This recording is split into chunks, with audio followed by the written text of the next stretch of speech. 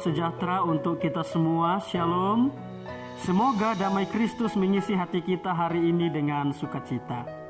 Pada kesempatan yang istimewa ini, saya ingin berbagi pekabaran firman Tuhan yang saya beri judul Seorang yang Tulus Hati. Tetapi sebelum kita lanjut, mari kita tunduk kepala dan kita berdoa. Bapa Sorgawi, pada saat ini kami rindu untuk mendengarkan firman-Mu. Kami rindu untuk mendengarkan pesan daripada Tuhan. Kiranya Engkau akan karuniakan Roh Kudus di hati kami, di dalam pikiran kami, memberikan kami pengertian yang benar tentang pesan Tuhan, tentang kehendak-Mu di dalam kehidupan kami. Dan oleh pertolongan Roh Kudus yang sama, kami boleh menghidupkan firman-Mu di dalam kehidupan kami hari demi hari. Di dalam nama Yesus kami berdoa. Amin. Renungan kita saat ini terdapat di dalam Matius pasalnya yang pertama, ayatnya yang ke-19. Matius pasalnya yang pertama ayat 19, firman Tuhan berkata, "Karena Yusuf suaminya seorang yang tulus hati dan tidak mau mencemarkan nama istrinya di muka umum, ia bermaksud menceraikannya dengan diam-diam." Maria kembali ke Nazaret setelah 3 bulan kunjungannya kepada Elisabet. Walaupun masih terikat dengan janji setia kepada Yusuf, dia sedang hamil.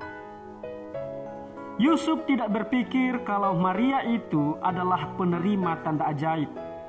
Oleh sebab itu, Yusuf bermaksud untuk menceraikannya dengan diam-diam. Hanya sedikit kita ketahui tentang Yusuf. Tetapi Alkitab menyebutnya seorang yang tulus hati. Dalam situasi seperti ini, Yusuf berpikir apakah ia bisa tetap benar menikahi yang mungkin saja seorang pesinah.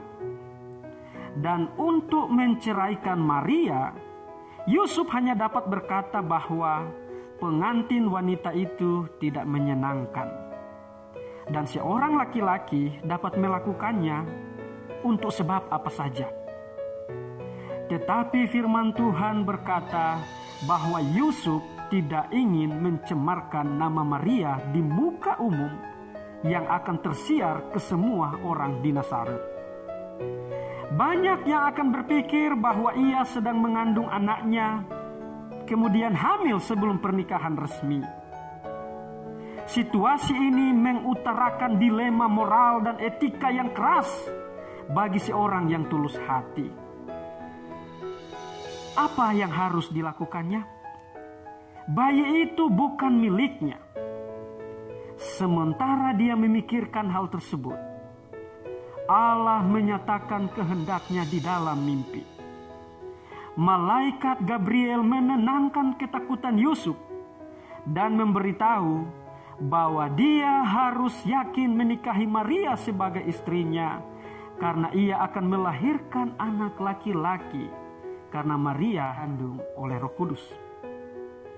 Dan firman Tuhan berkata di ayatnya yang ke-24 dari Injil Matius pasal 1 ini, pada keesokan paginya sesudah bangun dari tidurnya, Yusuf berbuat seperti yang diperintahkan malaikat Tuhan itu kepadanya.